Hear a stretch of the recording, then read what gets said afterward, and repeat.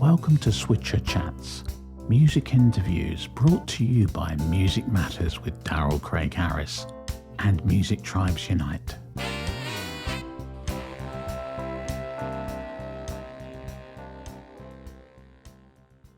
Manny Kellough, how you doing today? Good. How you doing, my friend? I am good. So we've been friends for a long time. We played together many times, and you're a very well-known drummer who's recorded on several hit recordings. You have several gold records, platinum records, and most of those were with Mr. Billy Preston, who's very well known as a solo artist, also for playing with the Beatles, playing with the Rolling Stones, which we're going to talk about all that stuff. And we just did an interview recently for Modern Drummer talking about Charlie Watts, who was a good friend. So we're going to talk about that too. So where are you living these days? I'm living on the East Coast. I live in Woodbridge, Virginia. Nice. Are you out there for family or? Yeah, I'm here with my family. Yeah, you actually just got married fairly recently. How long have you been married? Going on 7 years. Okay, well, 7 years. Yeah, it's been a while. We haven't actually, so we kind of lost touch a little bit when you moved back east because you were living in Las Vegas, and that's how we first met. And then originally you're from Los Angeles, right? That's right. Born and raised in Los Angeles, California. Cool. And then you kind of grew up in the church, playing drums in the church. Is that how you kind of got started? How old were you when you first started playing drums? I was 8 years old when I first started playing drums at the Pleasant Hill Baptist Church in Los Angeles, California. Wow, that's great. And that's such a great background, right? Because church music is gospel. That is just some fun stuff. Yeah, it is. Yeah, really cool. Everything comes from gospel. You know, blues comes from gospel. Then the jazz comes from blues. So gospel is the roots. Yeah. Rock and roll, all that stuff, right? Came from Southern gospel and kind of born out of Memphis and all that whole story. And then I would say you're maybe most famously known for being lifelong friends and basically the only drummer that played with Billy Preston. You recorded all the songs, all the hits. How did you and Billy first meet? And how old were you when you guys hooked up? Oh, good gracious! I was probably in my late teens when we first met because, you know, the story goes. I've said it a lot of times. We actually met at Mavericks Flat, but prior to that, you know, Billy and I were playing together in church. Okay. He was playing at Victory Baptist Church, and then I wanted to go over and play with him. Then he would come to my church, it was Pleasant Hill Baptist Church, to sit in, and just vice versa. Each Sunday we would just kind of alternate. And then it came about to, I told him, he came to hear my group, which was my little high school group called the Rhythm Rebellion. Oh, okay. We were playing at Mavericks Flat. Mm-hmm. And again, I cornered him off in the parking lot right after we finished playing a show at Mavericks Flat. And I told him, I said, you know, I really would love to be your drummer. And he said, well, that's really, that sounds great. He said, because I like the way you play. And from that day on, as we talked about before, that lasted some 25 years plus. That includes the church history and going into the first record at A&M, which was I Wrote a Simple Song. Wow. Wow. So that's great. So 25 years, that's amazing. And you had such a wild ride with him. And then how did you guys, so you're playing together. Did he already have a record deal when you first started with him, or? I think when I got with him, he was at Apple Records, just leaving Apple Records. Oh, okay. In transition is what it was. Right. So I got in, I would call it, I was in the middle. So I was able to go into the new era, which was going into A&M Records. Okay. Yeah, with Herb Albert, right? Right, yeah. Herb Albert, Jerry Moss, yeah. And so his first hits were like Out of Space and Spaced Out. Those were actually instrumentals. Exactly right. Out of Space, man, was, a lot of people don't believe this, but Out of Space was nothing but a jam session. Yeah. It was nothing planned. We were actually just warming up in the studio. And Billy starts playing a groove. I'm sitting next to him. He looked at me and I looked at him. We smiled and nodded at each other. And I just started playing on top of what he was playing, and everybody came in. Tommy Vicari, which was the engineer at A&M at that time, brand new engineer. We were a brand new group. at A&M. Tommy Vicari had the tape running constantly, all the time. The tape, Yeah. and Tommy happened to capture all that, and Out of Space became our first gold record. Yeah. And he's playing, I think he's playing clavinet on that, right? He's playing everything on that. Oh yeah, yeah. Yeah. Yeah. That's a funky, people should check that out, man, because it's like a real funky jam, and you really feel like I mean, because I played with Billy too later on because of you, and I got to know him, and that song really captures his soul, like the sense of playfulness. You hear the church in there, like you hear everything's in there, right? Yeah, everything is in there. And the thing about it again, like I have to keep saying this, it was nothing but a jam session. Right. There was no music, there was nothing written down, there was no rehearsal. As a matter of fact, it's really when you talk about rehearsing, there was never really any rehearsal of anything we did in the studio.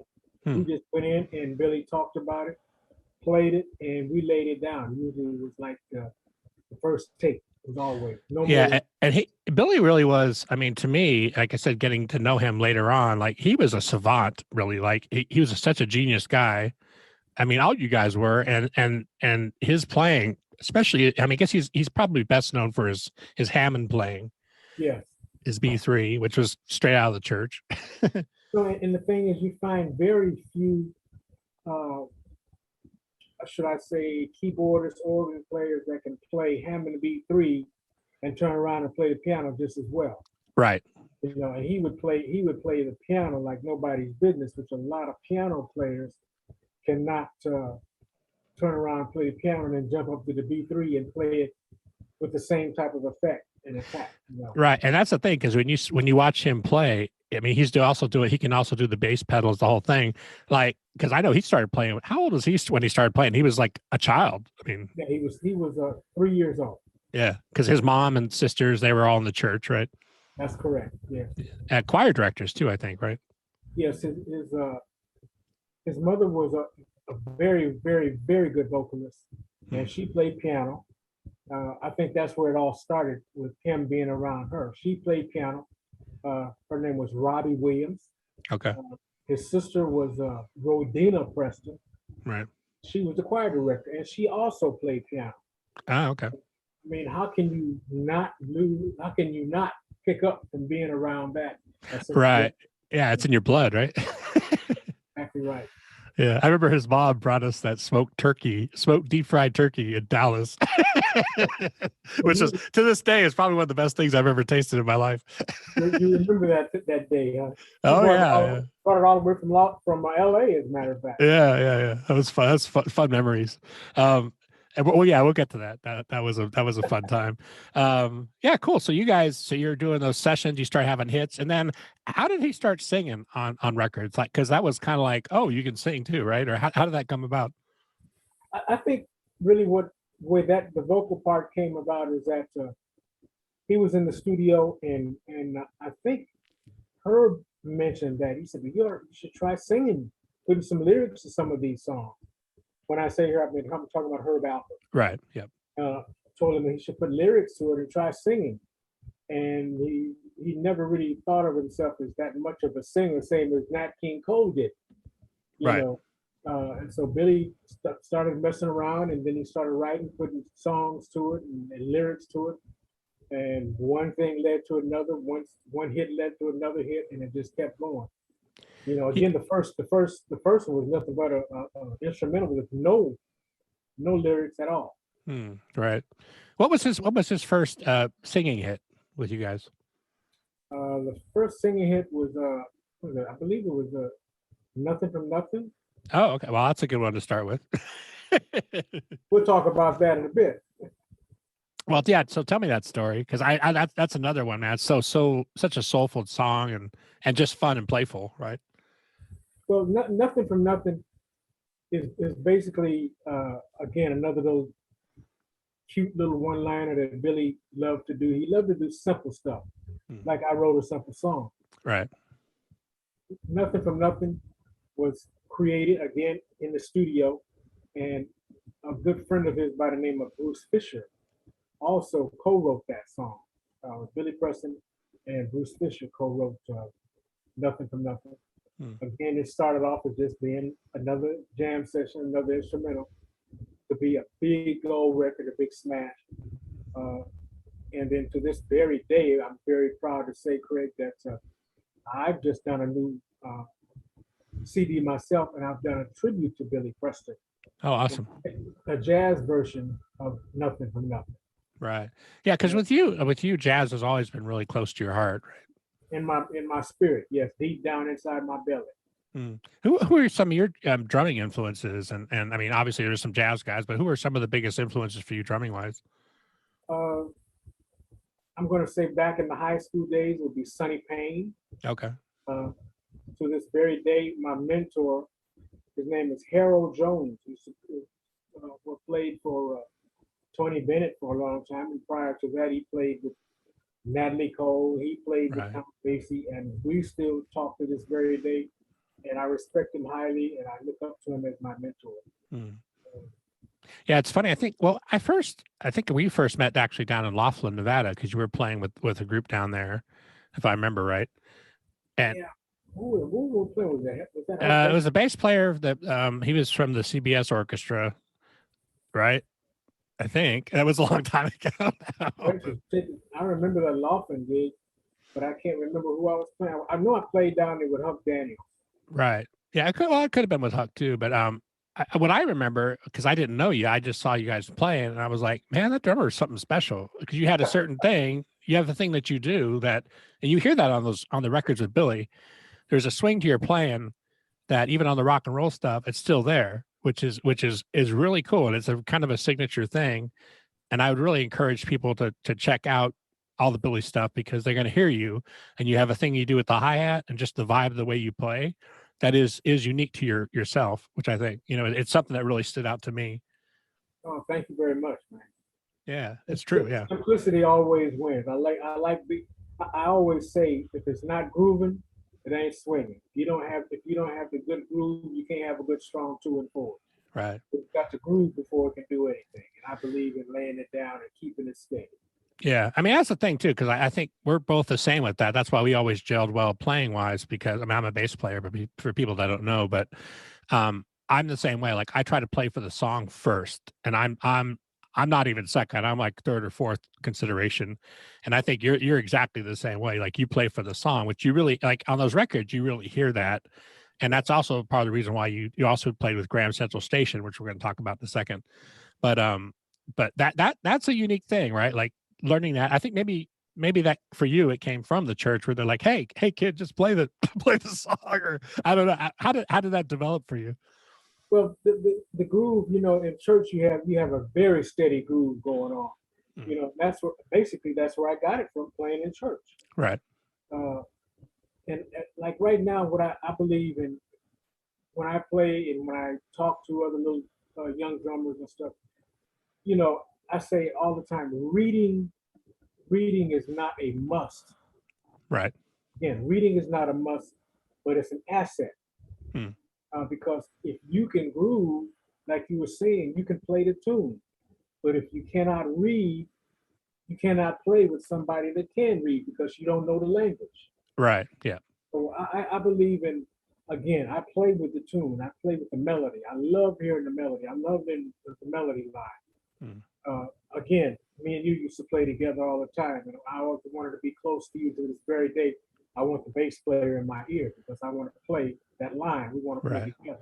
Yeah, it's they always say find in the pocket, but it's finding the pocket together is super important, and that's what really makes the song, especially on a record, because playing on a record, like, it's a different thing, right? It's a different approach. The way you're thinking, everything you play is heard. Unlike sometimes live gigs, the nuances get lost, but on the record, it's right there. It's in your face. It's nowhere to hide, nowhere to run. Yeah. Awesome. Yeah. And like I said, you really I think with that stuff that you did with Billy, you really feel a sense of joy. Like, that's, I mean, like, playing with him, that's what I felt like. You just feel like, even, how old was he when we did the thing in Dallas, or with Blues Bar? He was probably his 50s, right? Probably so. I don't even remember how old I was then. Yeah, it was a while ago. Yeah, so we did a tour. It was called Yeah. Blues Bar with Phyllis Hyman. There was a bunch of awesome folks in that, Roger E. Mosley and all these different guys. And we rehearsed in Dallas for like 6 weeks. Then we did some road dates. And yeah, but got a chance to really hang with Billy and see him every day and interact with him. And that was really fun because I knew your history with him, but it was fun to like, it was with him. It was funny because a lot, he'd be like, well, I talked to George the other day, or I talked to Ringo. And, a lot of people would say stuff like that. You'd be like, yeah, sure. But with him, it was true. It was true. Yeah. And go ahead. What I did, speaking on that line right there, George and Paul were all of the guys were fantastic. Yeah, all the Beatles. Yeah. I think I kind of got a special bond with George and Paul. Yeah, because they all had very different personalities, right? They were very nice people. They were just down to earth cats, man. I had When did you to back up a little bit? When did you first meet those guys? We were in England. I think we might have been on that Rolling Stone tour. Right, Goat's Head Soup. Right. Goat's Head Soup. That was in 1973. So it had to have been like 1973. Oh, okay, cool. Yeah, when I was in London with Billy. Yeah, and I mean, because he was doing the stuff with the Beatles. Would you go over with him and hang out with him, or how did that work? Or you guys? I know you guys were also touring over there, but no, I never did do any recording with him, or I never hung out with him. Yeah, a lot of times he would go over if there was going to be some recording done. He would go over before us, and then we would fly over later. Oh, okay, and then meet him and then go do a tour. Right. Yeah, because he was. I mean, you guys were really popular in Europe, right? Very popular. Matter of fact, we recorded a called Live in Europe. And, I got to try to find that. I was gonna say I'd like to hear that. Yeah, it was on that Rolling Stone tour. Yeah, so let's talk about that because we actually just did it's going to be coming up fairly soon. There's going to be a tribute issue of Modern Drummer, and obviously that's probably going to be one of their biggest episodes because Charlie Watts was such a huge influence and had just been around forever. Yeah. So tell me, so you guys on the Goat's Head Soup tour, which was a tour for the album that I think Billy actually played on the album a little bit too, right? Yeah, we all did. Yeah. Oh, okay, cool. That was recorded live in Europe. Oh, okay. I mean, the live portion was called Goat's Head Soup, but Billy played on that, and I did some percussion work on it when we were in Europe. Right. So that's 73. And Billy, so on that tour, you guys actually opened for the Stones, which must have been really crazy. And then after you guys opened for the Stones, you would play percussion with them and Billy play organ, right, on that tour. That's correct. So tell me what that was like, because that must have been crazy, especially like 73. Those guys are hitting hard, right? It was. I'll put it this way: it was crazy, wild, and a lot of fun. To be on stage and have maybe 35, 45, 50,000 people that in the front of you, right? As far as you can see, it was nothing but people. And I had never played in a capacity like that before. It was just exciting. Every night was different. Never knew what Mick was going to do. Yeah, I can imagine. Mick may come out in a diaper or something, or yeah, there might have been some substances involved too. Not with you, but I'm just saying that, yeah. Yeah, you'll plead the fifth on that one. But I'll plead the fifth on that. But I'll tell you, it was a lot of fun, crazy and wild. Every night, on stage, off stage, on the tour bus, on the tour plane, it was just wild, Yeah. That's, I mean, like they said, that's sort of like prime time for them. They were having all their big hits coming out, and plus, like you said, the Beatles thing is floating around too. So that must have been. How was that like? Because you're still at that point, you're still a young guy, and you kind of grew up in inner city LA, and all of a sudden you're on tour with the Stones in Europe. That must have been like just flipped your whole brain around, or how was that? When I look back and think about it, I was like 25. Right. It was just, like you said, it was just mind blowing because I've never been in anything like that before. Yeah. Well, most people haven't. To this very day. Right. To Exactly. this very day can speak on something like that and just feel the magnitude of it, and you can actually feel that energy in that auditorium or in the field. We played in big parks and stuff, man. As far as you could see, there was Right. nothing but people. Yeah. We played at the Eiffel Tower, and far as you could see back behind the Eiffel Tower. Yeah. That park. Yeah. Yeah. Yeah. That's awesome. Like, and did you, when you're doing that kind of stuff, are you kind of pitching yourself saying like, how did this happen? Or how are you feeling? I felt, how did it happen? But again, you know how they say, I was just in the right place, at the right time. Right. When they asked Billy to be the opening act for the Stones, I was there. I was Billy's drummer. And then we opened, and they wanted to have a percussionist to be there. And who else was there to play but me?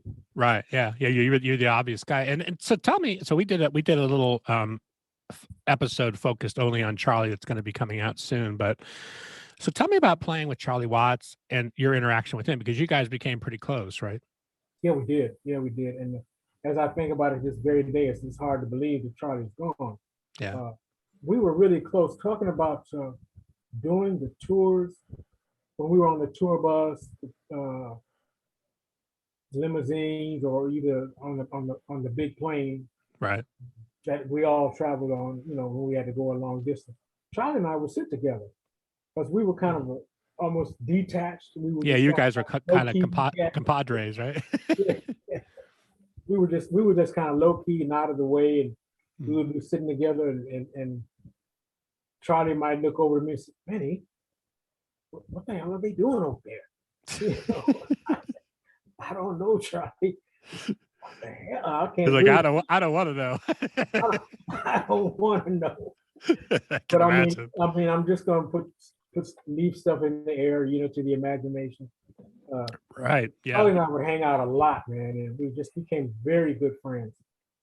You told me at one point he actually even asked you if you wanted to come back and play a Stones on stage with the or play a drum kit with the Stones, right? How was that? Were you like, what?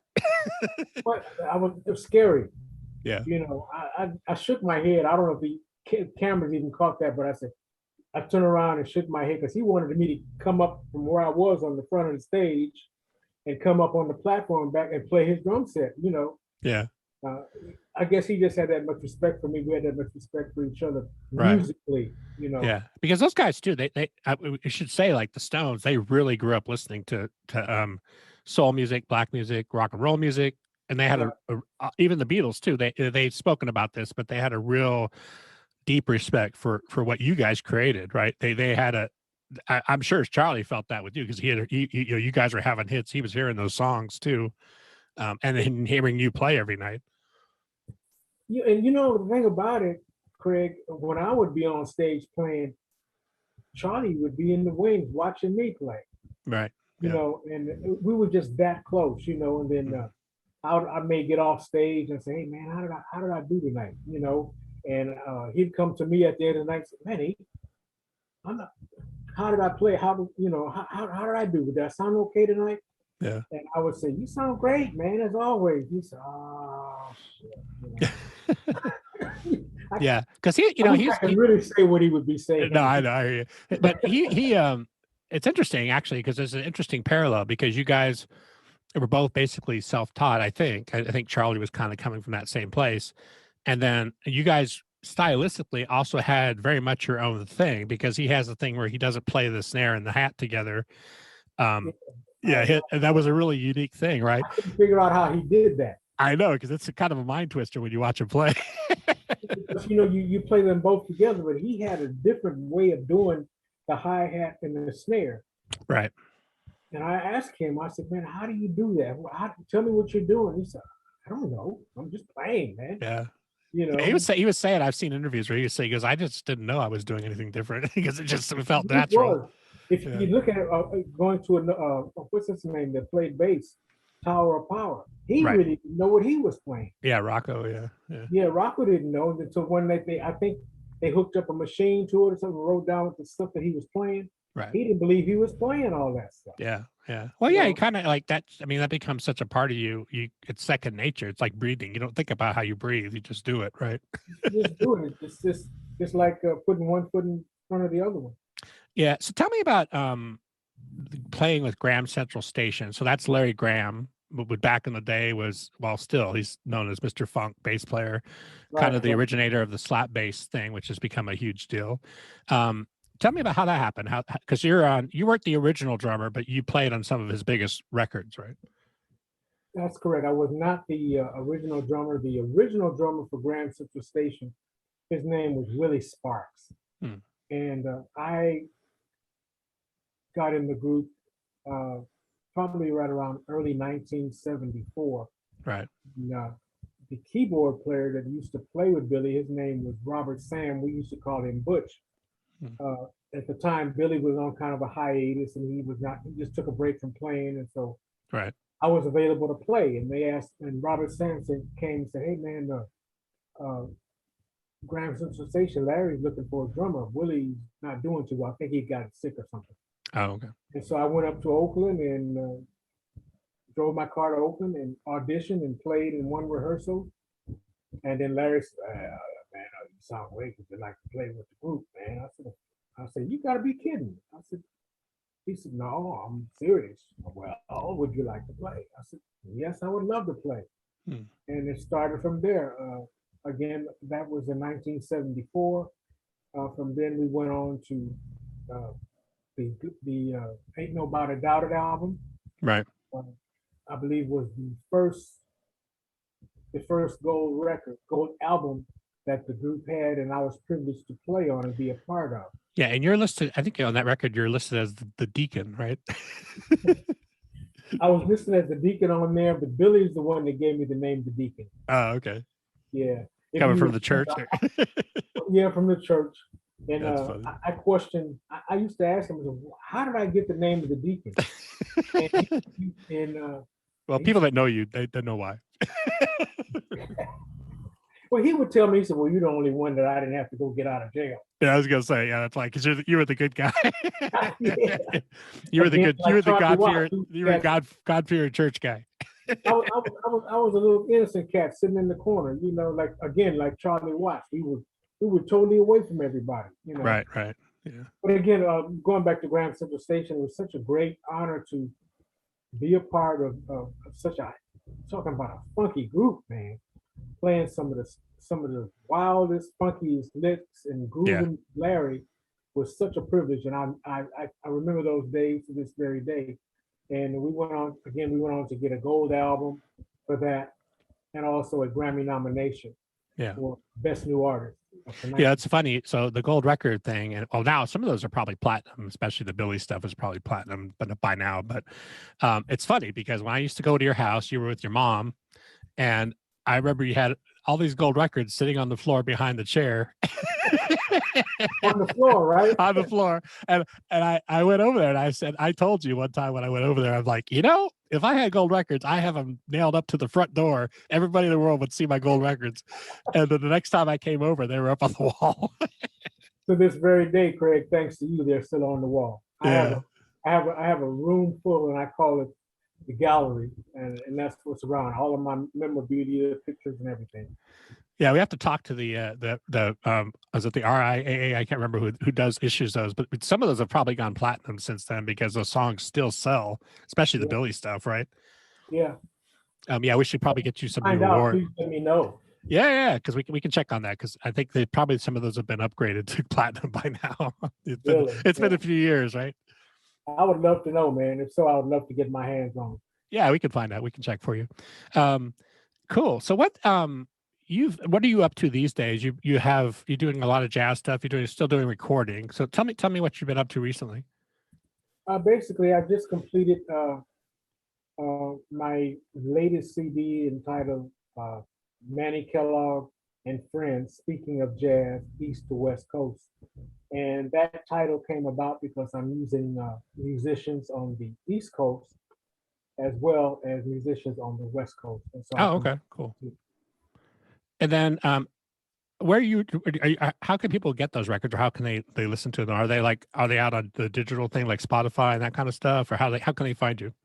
They're on all the platforms, Spotify, uh, Pandora, all the digital platforms. They can be picked up. Awesome. And Matter of fact, if you get a chance, I'd like to show you just a copy so they know. Yeah, what they're absolutely. looking at, and I'll give you a chance to kind of see what the Oh, awesome. Yeah. project looks like. Cool. Awesome. So that's what they'll be looking for. Okay. And also too, so you're in your social media, it's just, they can find you as at Manny Kellough, right? Yes. And I'll spell your last name. It's Kellough, and they can find you on Facebook, and I think you have Instagram too, right? I have Instagram, Twitter, Yeah, all that stuff. Yeah. There's too many to name. I know, it's like alphabet soup. Yeah. Cool. So you're recording. Are you still playing? I mean, obviously COVID's been challenging, but are you still doing live stuff, right? I am, and I'm very pleased to say this past September 1st, I celebrated my 73rd birthday. Wow. Awesome. 60th year behind the drum set. Awesome. Yeah, and we should say too, if people want to use you for sessions and recording, which they should, because you're a great player, they can also reach out to you about that too, if they want you as a guest artist on a record, or they could. As a matter of fact, you have all of my information. Yeah.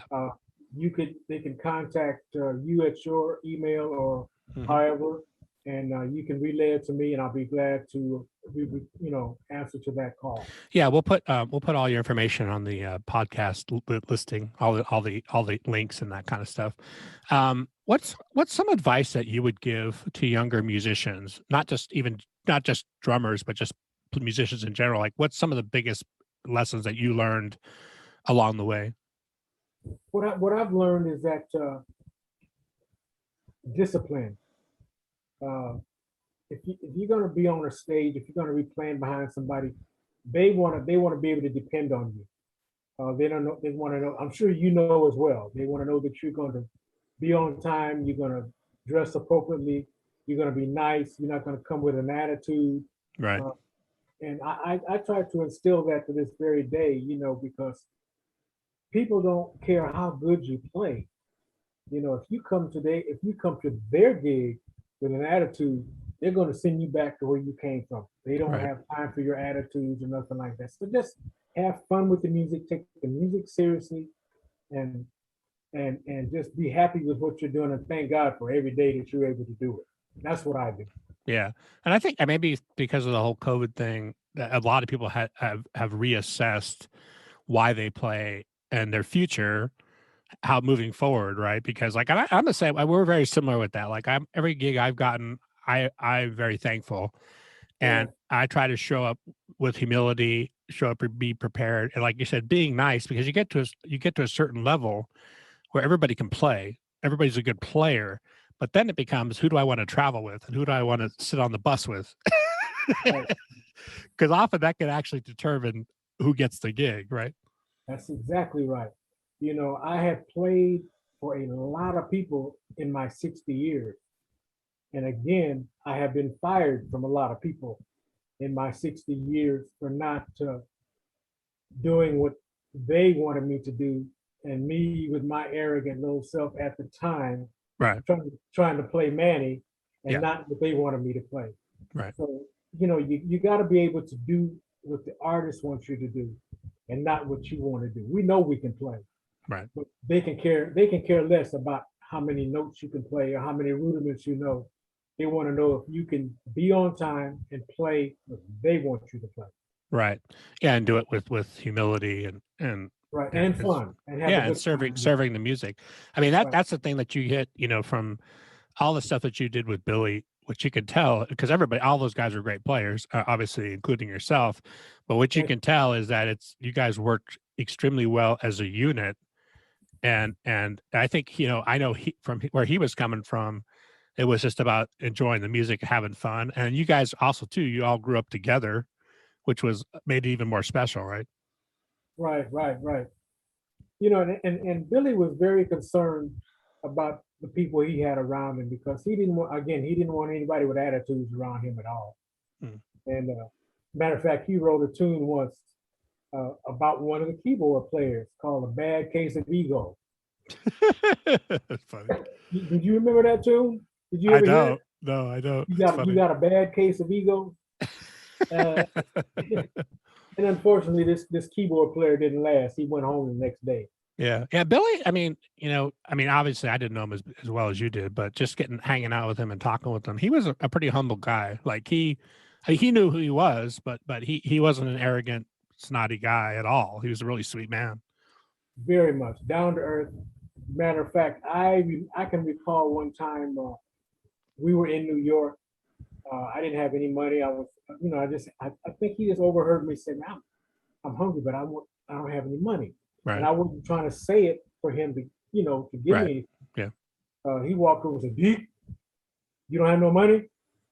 The way he said it, I was getting scared. He was paying us, but I didn't have any money. He turned Right. around, man, and gave me $100 and said, "Go get yourself a hamburger." Yeah. He was like that. He would give you the shirt off his back. Yeah. Yeah. He's a sweet man. All the time. He was never a very arrogant person, and you can ask anybody that he's ever played for will tell you the exact same thing. Yeah. But just don't piss him off. Yeah.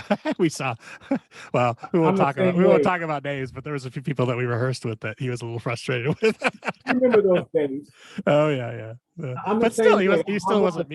He wasn't mean. He was just frustrated. I'm humble the same way, but just don't piss me off. Yeah. I think we're all like that. Especially like for me, I when I'm there for the music, and anything that interferes with the music, like if you got drug problems or drinking problems or any of that kind of stuff, right. if it adversely affects the music, then that's, I don't get angry very often, but that's the stuff that does make me angry. Like I want to focus on like, hey, let's have a good time and let's get the job done, because it is a job, right? That's right. And that's what you're there for. Yeah. That's what you're there for. I can remember back to the Platter days. Right. Yeah. That was another saga that I really don't want to talk about, but yeah.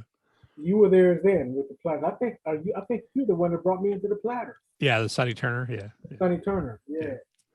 Yeah, Sonny's a sweet guy, but yeah, it's those gigs are hard. It's challenging. You got different personalities. You got to. I mean, that's something too I learned as a player, and I learned it really young because I was like 18, and I was playing with the Champs, the Danny Flores, who did the song Tequila, the sax player. And those guys were all in their 50s and 60s, and I was like 18 years old. And he sat me down. He's like, "I want you to play this," and he showed me the part for Tequila, the bass part. And he's like, "Just show up, be nice, and we worked all the time." But that was a good lesson because those were guys that I respected. They were Orange County guys in California, and they knew like the Righteous Brothers. They knew all these folks. And but their whole thing was like, "Hey kid, do this, just do what we say and you're going to be okay." And I'm like, all right. I didn't fight that. And I think you were kind of in the same situation. That's kind of what you got in the church, right? It was like, here, play the part, play the music. just play what you're here to play. Just play right. this. Matter of fact, Deacon Avery is the one that told me, just play it like this. Don't play nothing else. Right. Yeah. And that's where I got the steadiness from. Right. Play the part. Just play the part. Yeah, because anybody that hears you play, what they're going to pick up on is that you're just rock solid and you're all about the groove. There's no extra notes. That was a Jonathan Moffat thing. We sat behind him. Jonathan played with Michael Jackson. He played with a bunch of people. Right. And we sat behind him down south. We did a gig with Cameo, and he was playing drums with them. And me and our drummer sat right behind him. And I was like, man, this is like going to school. I said, because that guy is not playing one extra note, solid as a rock. And if you do that, you'll work all the time, right? Right. And if you go contrary to that, you'll be probably on the next plane or maybe the next bus the next day. Right. Yep. I got a gig with playing with Carmen McRae because the drummer got in her way the first set. Right. And the bass player called me to come play the last half of the show and finish the weekend. She fired him right on the spot. Yeah. Because she doesn't play. She didn't play. No. Yeah. You learn a lot from. I learned a lot from playing with those kind of people, playing with the Carmen McRae's, the Main Ingredient, Ray Charles. You know, it's all like you said. It's like going to school. Yeah. You play what they want you to play. You know, please don't get in the way of what they're trying to do. Yeah, You know, and that's just a good lesson for music and life. Play for the team, and then people are going to want you around, right? stay in your lane. Yeah, exactly. Hey, Manny, thank you so much for joining us. And it's actually, I mean, it's funny because we've talked quite a few times. Obviously, we've been longtime friends. And one of the things that's going to be coming up where people are going to hopefully be seeing you is, and I don't know if they're inducting Billy into the Hall of Fame, Rock and Roll Hall of Fame, or I'm not sure if they're doing a tribute. I think they're inducting him, is my Yeah, they understanding. are. They are. Yeah. And so I was actually contacted because we had done a video interview maybe now 10 or 11 years ago, and they're going to use portions of that for his induction when they do the TV ceremony. So that people are going to be seeing you there. And also you're going to be involved in the Modern Drummer tribute to Charlie Watts. And then Rock and Roll Hall of Fame is also doing a tribute to him. So they requested that video of you also. So pretty cool stuff. So people are definitely going to be seeing you coming up. And what's your last words of like advice to people, or what would you want to say about your legacy? What do you think? I think I'd like to remain and be known as Manny Kellough, wonderful player, wonderful person. Uh, he was a good guy. Yeah. Yep. That's the way I'd like to be remembered. You know. And right. And I mean, you've got a lot of years to go, so we won't say it too posthumously, but that is true. And that's something I've always liked about you. You're a nice, humble man, and with a great legacy. And I think it's important for people to know your contribution to modern music, because it's actually a really big contribution. Thank you. And Billy's music and what you guys created is going to live on forever. And it's exciting that to be able to share that with people and have them get to know you better. Thank you, Craig. Thank you very much. You are very welcome. So people are going to be able to we put the audio on our podcast outlets, which is all the major ones: iHeartRadio, Apple Podcasts, Spotify.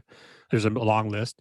And then the video portion will be seen on Music Crowns and on Bass and Guitar Love, which are two of our Facebook pages that have about 7 million followers. So that's all going to be coming out together. So people can look for that on both outlets, both forums. And we'll put all your links on the podcast episode release so people can find you, get a hold of you.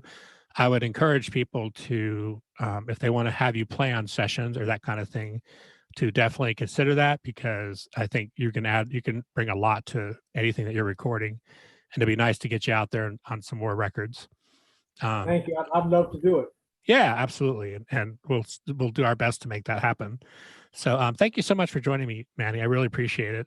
And I just definitely stay blessed and all that out of the East Coast. I appreciate it, man. And you keep me in your prayers, man. And we have to get together sometime and go eat some barbecue somewhere like we used to do. Yeah, there's some good barbecue in Virginia.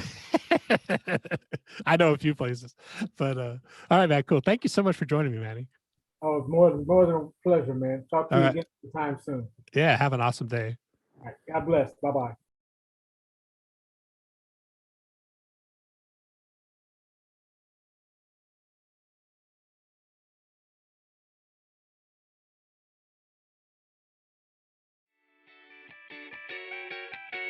You can follow us on all major podcast outlets at Music Matters with Daryl Craig Harris. Thanks for joining us, and catch you next time.